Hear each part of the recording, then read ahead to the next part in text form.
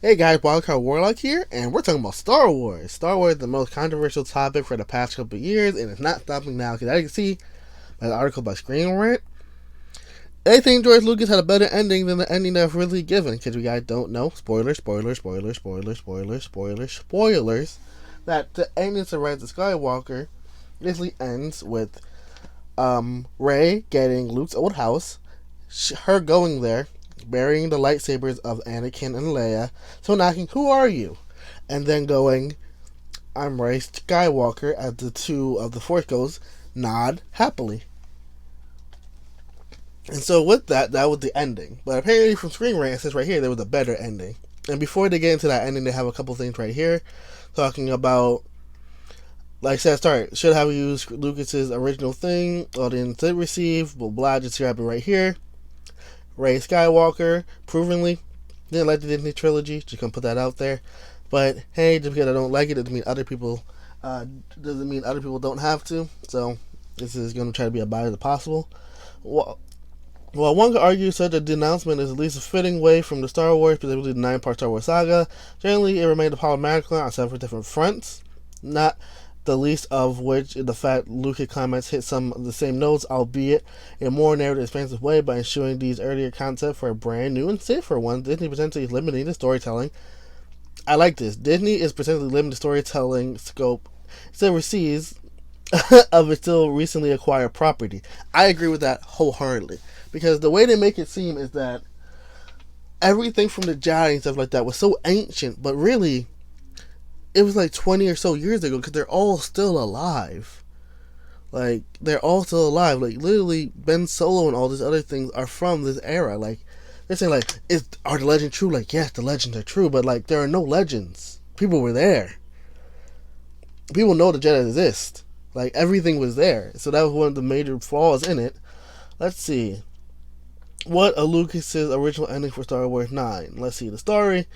Sorry, moving on. The story of originally 40-year trilogy, sequel ago, creative central evolution, the concept of wheels. Wheels? It's right here. Wheels, who went from being an ancient order of galactic historians that were framing the story of the Skywalkers, and ultimately some type of force entity that had been microscopic in scale.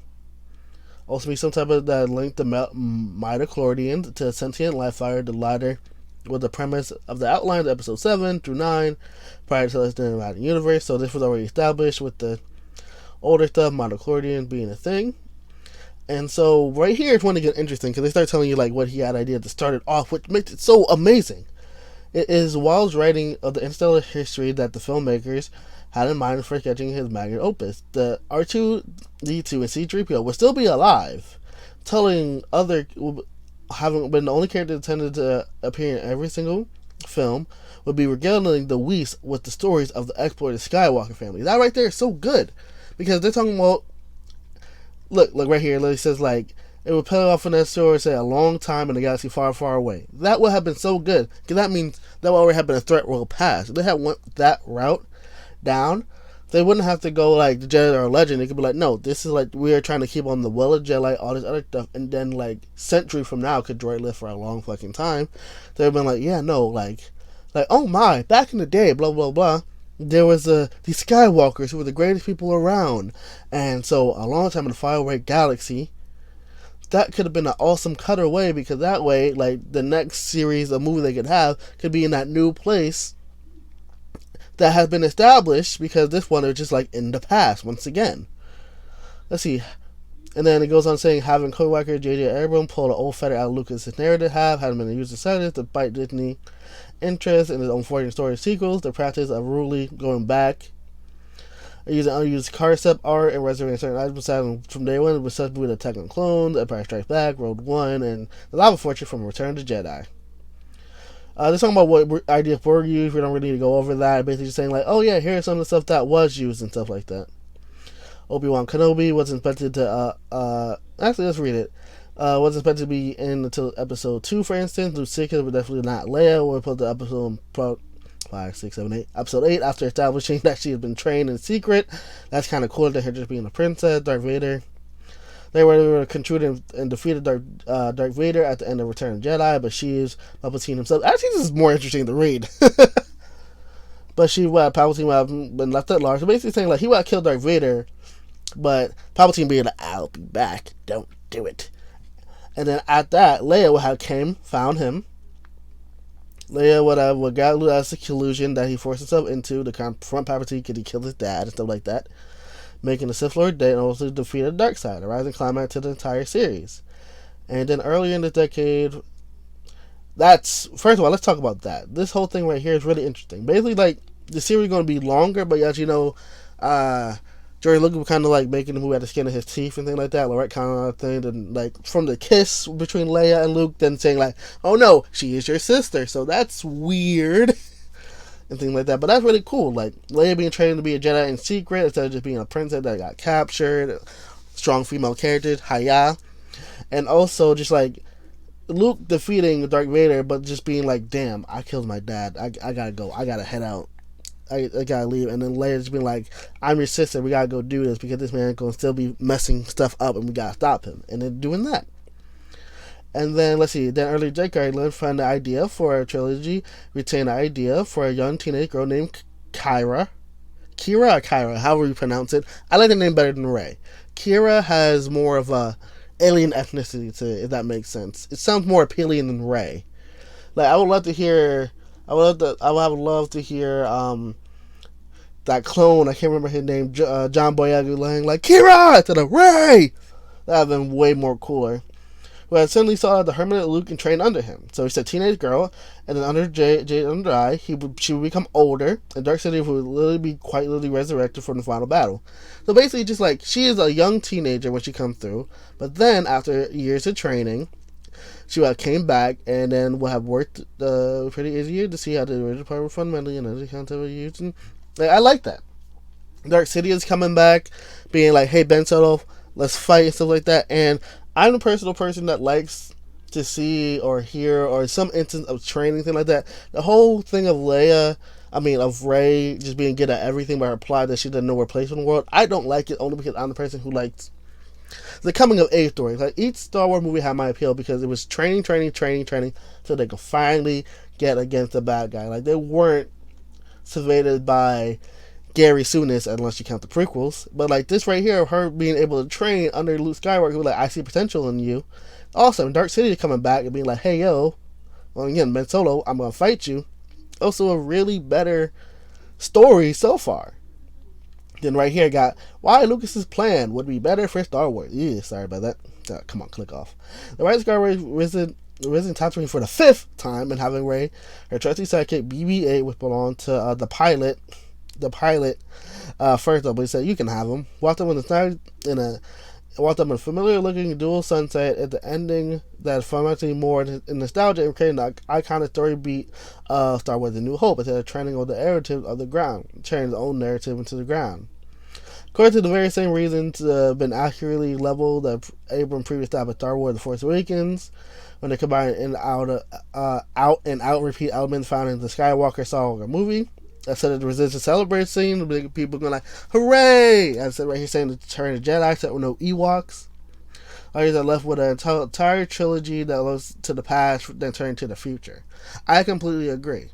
It's kind of like something Angry Joe Gamer said.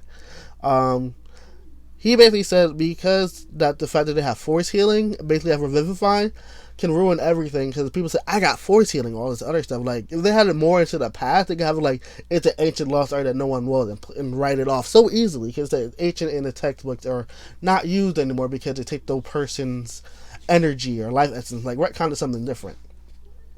And he also said right here, "Indeed, it doesn't help that Ryan directed Johnson had to pay off the Sunset scene, so Ryan Johnson also was ready to cut off more stuff.